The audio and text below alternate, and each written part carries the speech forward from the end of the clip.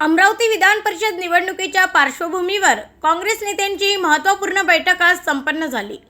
यावेळी काँग्रेस नेते सुनील देशमुख यांनी प्रतिक्रिया देताना हर्षजित देशमुख हा आमच्यासाठी आता संपलेला विषय आहे, त्यांच्या उमेदवारीला आम्ही गांभीर्याने घेत नाही असे स्पष्ट केले। तसेच काँग्रेसच्या गटनेत्यांची बैठक घेऊन त्यांची मते जाणून घेतली आहेत। या बैठकीतील निर्णय आणि मतमतांतरे पक्षश्रेष्ठीपर्यंत पोहोचविण्यात येतील। त्यानंतर उद्या सायंकाळपर्यंत अंतिम निर्णय होण्याची शक्यता आहे असेही त्यांनी सांगितले। दरम्यान उद्या सकाळी 11 वाजता अमरावती महानगरपालिकेतील काँग्रेस नगरसेवकांसोबत आणखी एक महत्त्वाची बैठक आयोजित करण्यात आली आहे। अमरावती विधान परिषद निवडणुकीत वंचित बहुजन आघाडीला पाठिंबा द्यायचा की नाही याबाबत काँग्रेसने अद्याप कोणतेही अंतिम निर्णय घेतलेला नाही। ब्युरो रिपोर्ट एमबी न्यूज महाराष्ट्रातील बातमीपत्र अमरावती। बैठक झाली या ठिकाणी नेमकं वंचितला पाठिंबा काँग्रेस देणार किंवा नाही स्पष्ट शब्दात सांगायचं म्हणजे आम्ही जसं तुम्हाला सांगितलं की गटनेत्यांची चर्चा केली, कारण की शेवटी गटनेते तिथे त्या नगरपालिकेमध्ये मतदान करून घेणार आहेत, म्हणून आम्ही सगळं गटनेत्यांना बोलवलं होतं। गटनेत्यांची अत्यंत विस्तृतपणे चर्चा झाली। त्यांनी जे आम्हाला सांगितलं की तिथे काय हालचाली आहेत ते सगळं आम्ही समजून घेतल्या। त्या अनुषंगाने आता आम्ही पक्षश्रेष्ठींना हे सांगणार आहे, निर्णय आम्हीच डिक्लेअर करू। आणि उद्या आता ही फक्त झाली नगरपालिकेची, महानगरपालिकेची बैठक उद्या सकाळी 11 वाजता।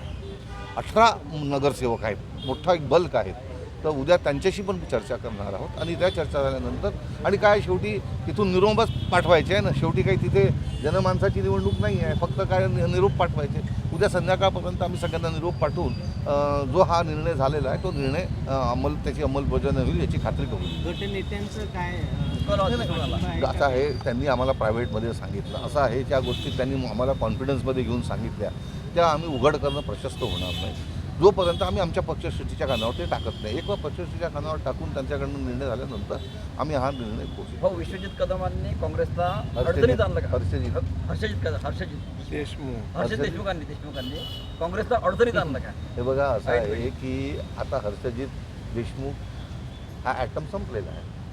त्यांनी डिजिटल पद्धतीने प्रयत्न केला, ते काही वस्तुस्थितीला धरून नाही, त्यामुळे आजच्या घडीला त्यांची उमेदवारी आम्ही गांभीर्याने नाही घेणार।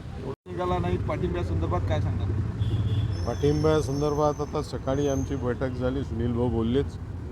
आता बैठक झाली सर्व पक्षनेते म्हणजे गटनेते, सर्व नगरपालिकेचे आमचे गटनेते हजर होते। त्यांच्याशी सर्व चर्चा झाली आणि त्यांचं जे काही मत त्यांनी दिलं ते मत आम्ही आमच्या ज्येष्ठीला कळू, प्रदेशाध्यक्षांना कळू आणि त्यांचा जो काही निर्णय राहील तो उद्या आम्ही डिक्लेअर। तरी किती वाजता होईल निर्णय, अंतिम निर्णय? कारण मतदान परवाला आहे।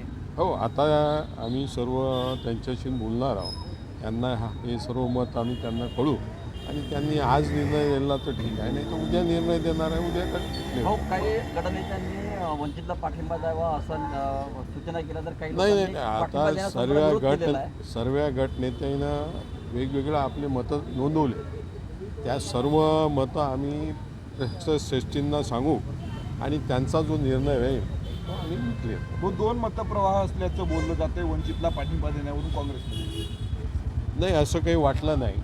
आता हे जे काही गटनेत्याची बैठक घेतली हा तुमचा विषय आहे, हा तुम्हाला कोणं सांगितलं कसं सांगितलं हे नाही, पण जो काही निर्णय त्यांनी दिला आम्हाला तो काही प्रवाह वगैरे 2 नाही 3 नाही, एकच मत, एकच मत दिलं आणि तेच मत आम्ही पक्षश्रेष्ठींना करू आणि त्यांच्याकडून जो निर्णय येईल तो डिक्लेअर करू। ठीक आहे।